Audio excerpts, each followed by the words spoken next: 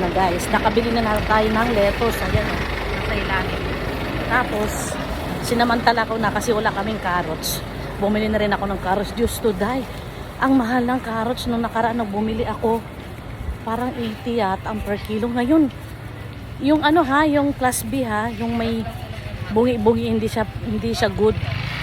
125 ang kilo kasi yung good daw kanina 150 ang kilo.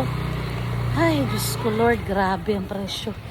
Tapos bumili na rin ako ng sibuyas kasi ilang peraso na lang yung sibuyas ko doon. Pag sa kapitbahay ay nahuhulog yung dala ko. Pag sa kapitbahay kasi bibili sa may tindahan ang mahal. Isang peraso 15, 20 kasi mahal din ngayon ang sibuyas. Grabe ka mahal, parang 120 yatang sibuyas. Basta ang binili ko lang kalahati. Ayan. Ay, muntik na malaglag ko ito. Isang kamay lang kasi gamit ko kasi yung isang kamay nagbibideo. O, diba? Ay. Okay. Ay. Ang layo pala ng park ko. Nandun pa pala sa kabila. So, see you later guys. Nahihirapan ako sa dala ko. Bye!